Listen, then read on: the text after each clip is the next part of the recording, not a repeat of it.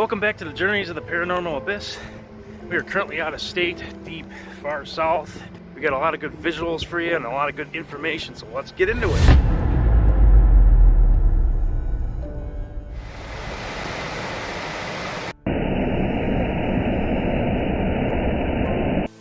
So we are here at a cave today. This is right to my right there. And as we go, I got a couple subjects to talk about and good way to enjoy the scenery. So let's do this.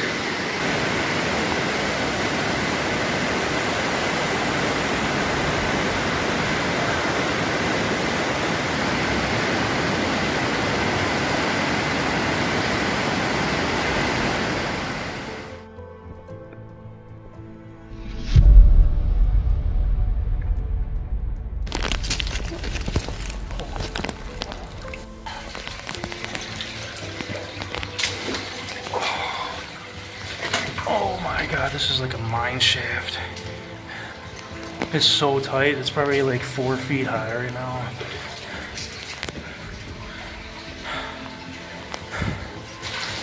Oh.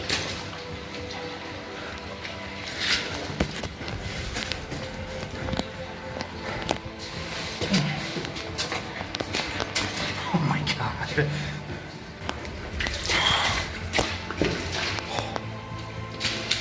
It's a workout with 100 pounds of gear in your back.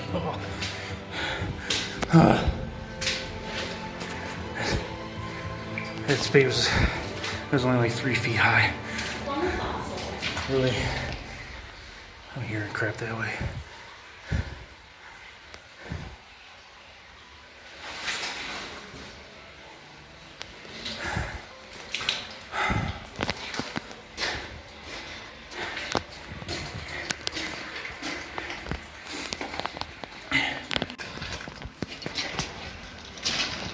Yeah, this is too tight. I'm too big for this. Yeah, I'd have to start crawling on my knees for this. I don't know how far that goes. It probably just keeps going and going. And what if it floods? What if that light goes out? What if I'm stuck in the pitch black? Pitch black with all the light. Wow. Can't see your hand in front of your face. I don't like that. This is a good place to meditate, though. Yeah. Oh, good place to stand for a second. Stretch your back out.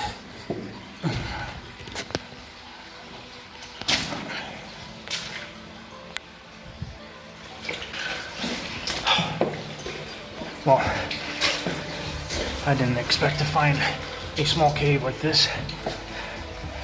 Small little alcove.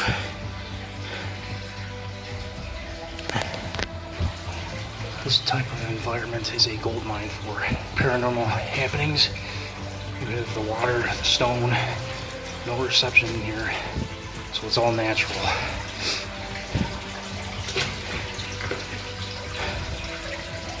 There's a little bit of low oxygen in here though, which I can definitely tell.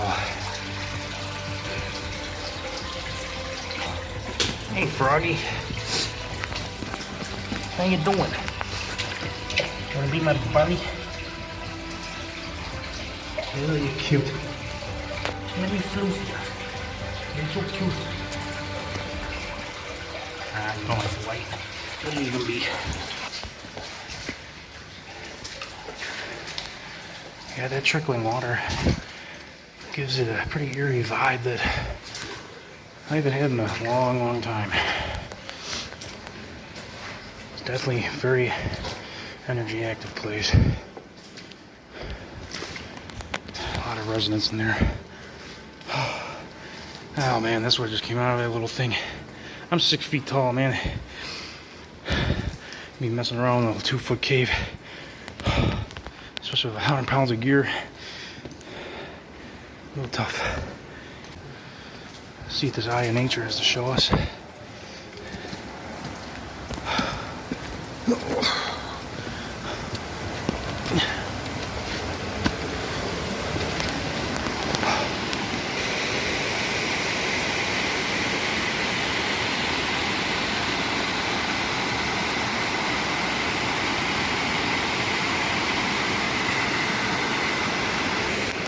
That's where we entered. It gears off to the left to a collapse, and you can really only go right. Kind of loops around to this eye here where we're at now, and then another small cave that way, which ducks down to about 2 feet to a crawl as far as we got. So I'm sure it goes way farther, but pretty sure this is an underground river that we're looking at right now. This water is just carving all this cave out.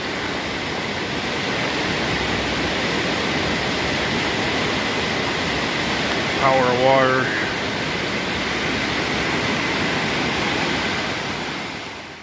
So now that the cave is out of the way there, the mysteries of time. I've been wanting to cover this one for a long time. Time is a strange concept. In all truthfulness, time doesn't even exist to begin with, but we can tap into time via dreams. And I want to explain a little bit about how to induce future predictions. It's very easy to do. All you have to do is tell or ask the divine to show you the future. It's about as simple as that. You have to leave room for the request to work, essentially. Because if you don't, it kind of ties things up and it becomes kind of sloppy, and your words mash, and the symbols you get back just tell you to speak more clearly, and it's quite frustrating spending days on one subject. So you kind of just want to get it over with and leave room. It's like an open request, and the divine will show you what it means, pretty essentially. And it is very, very possible to predict the future via dreams. I've had a lot of stuff come true, and ultimately the main thing that I wanted to cover, when you do get a future prediction, it is very simply possible to alter the outcome of the future prediction that you do get.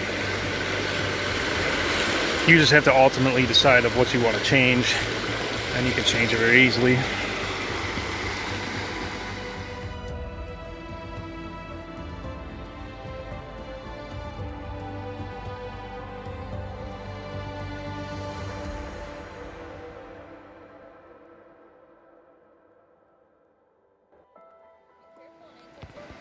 So this particular plant right here is garlic mustard.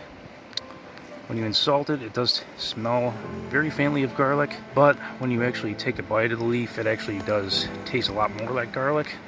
And believe it or not, a lot of the common vegetables that we eat today, like broccoli, cauliflower, Brussels sprouts, are all cross-pollinated from garlic mustard.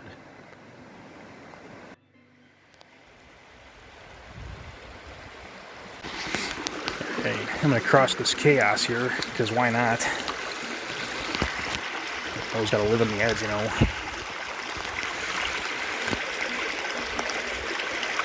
Oh! My bad. I have no idea what kind of flower this is. I shall deem it the snail tail. Plant of shell. Found an interesting location.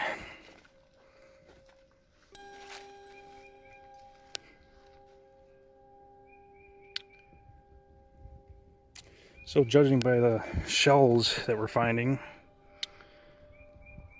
one can only assume that this used to be an ancient shore of some sorts. How it looked, I have no idea, but by the looks of these stones with the water erosion,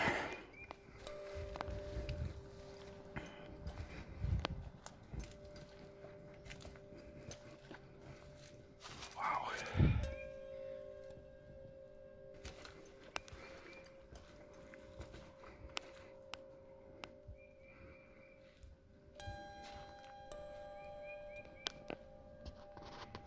This is like the Isle of Stone. Super cool.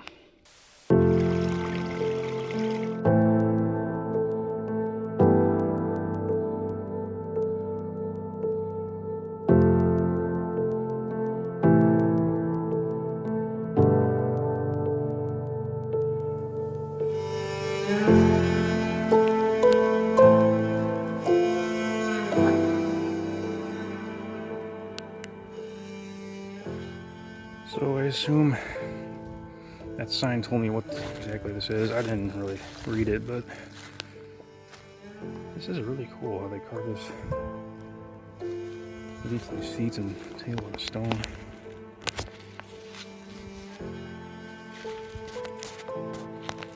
A lot of limestone here.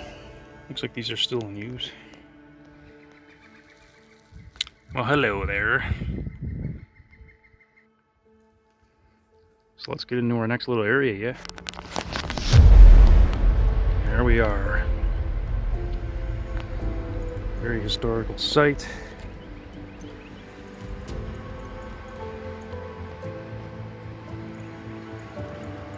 This is a leather shop.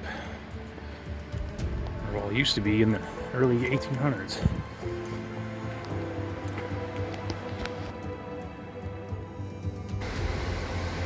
So, this leather shop was built in 1830. Restored in 1929, so this is almost 200 years old.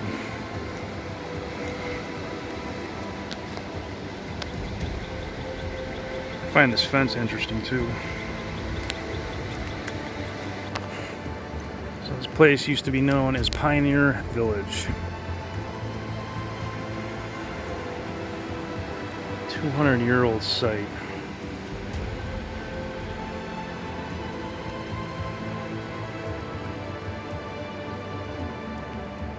Let's check out that wheel last. Always save the best for last. So we get a peek inside the windows in this one. So that's what these guys lived in. It literally, something like pushed it out. It was like this, and it went.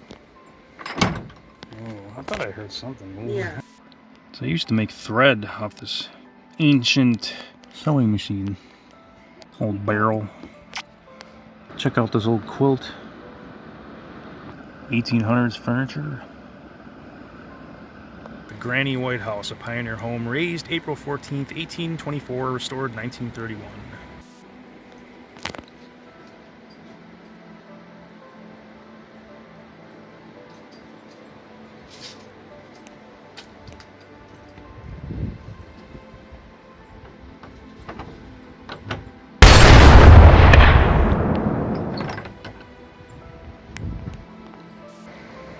Weaver. Ancient candle lamp. Now it's got a light bulb. Old ancient artifacts of the 1800s. Very interesting. The thing that I really love about this little creek, river, whatever, is how the water level is level with the grass, which is so uncommon. I never really see this anywhere. This is really cool.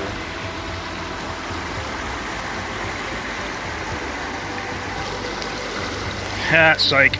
It's one of the coolest rivers I've ever seen. It's coming from every direction.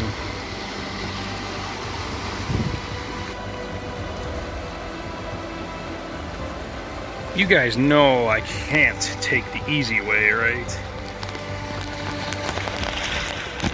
Simple enough.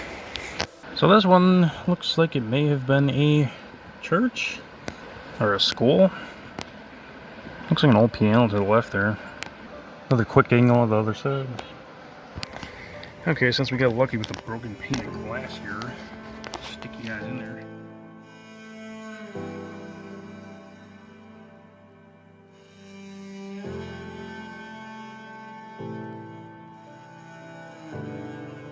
Meeting house erected in 1976. Now we're talking. Blacksmith shop. No go? Of course not. Just wanted a peek. Nothing.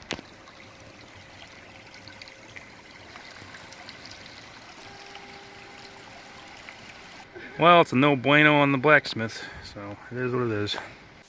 Some really cool stuff here.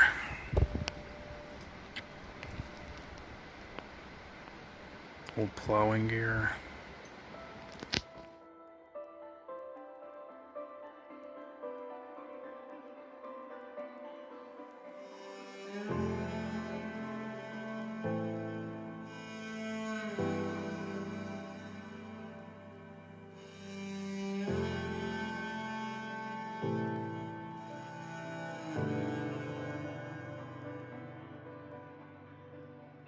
plower's device must have been pretty dense.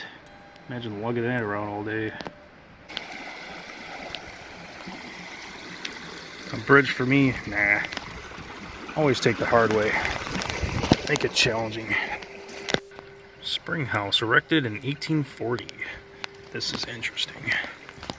So this is an old original filtering system for water.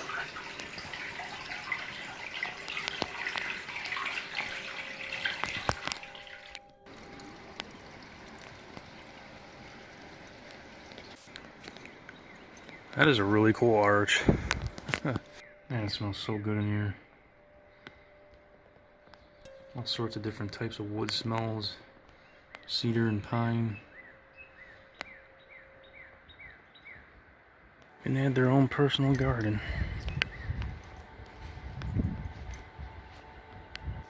Yeah, lavender all over.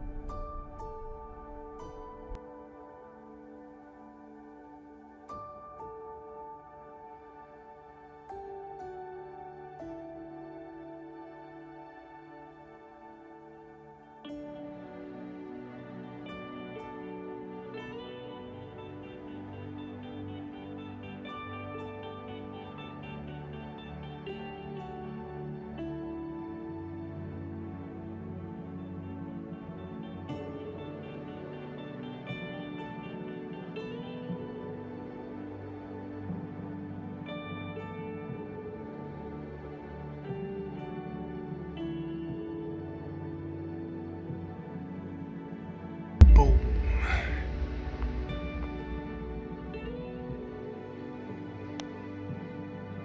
Finally on to the good part.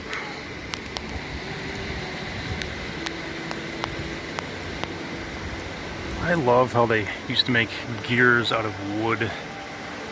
That's too cool. There she is in all her glory. So they used to channel water from way back there all the way to the top of this.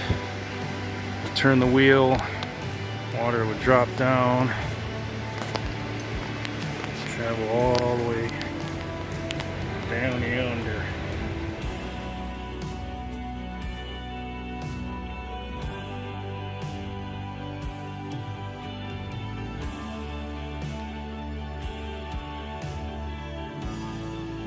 Just about seen the whole entire thing.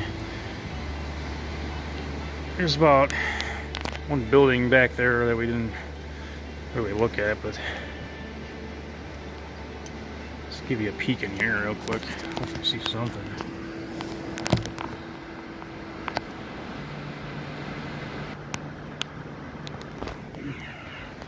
I can't even see what's in there, so that's going to be a gift to myself later. Too bad I can't go in.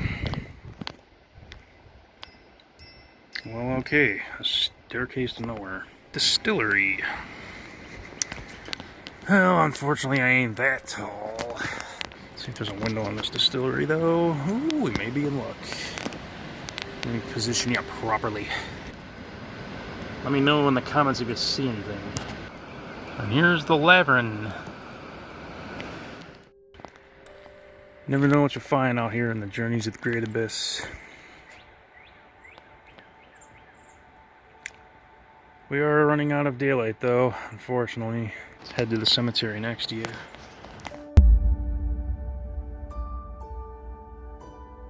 Hammer Cemetery. Our main entrance is this way.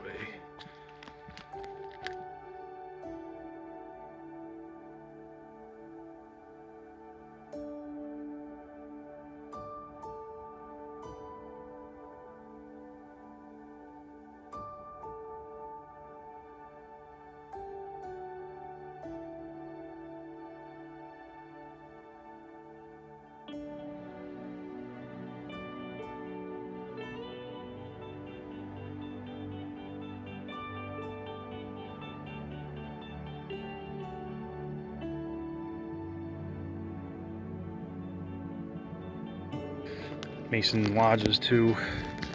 That is really old stonework. See the chisel marks? Wow.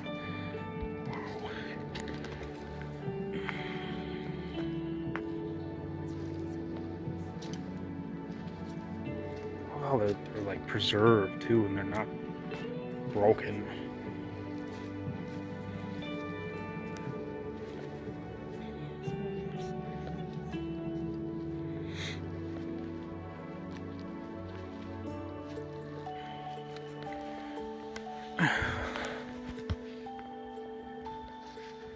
I wonder if she got exhumed, maybe.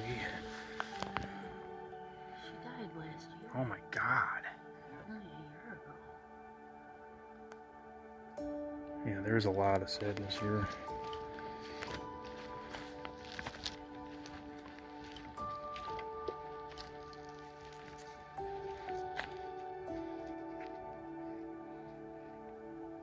WH.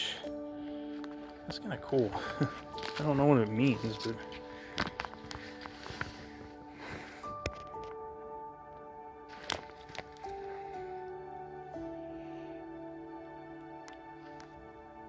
$1845.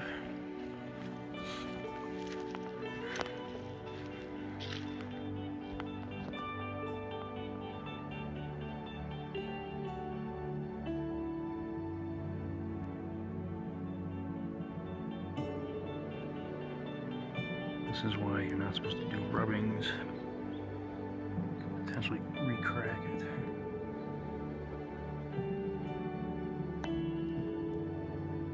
This one is so tiny in my hand.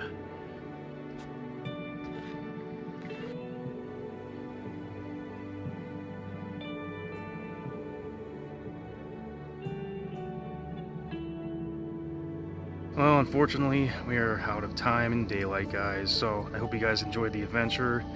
Make sure you annihilate that prescription button for a chance to win an arrowhead, and I will see you in the next journey. Bye, guys.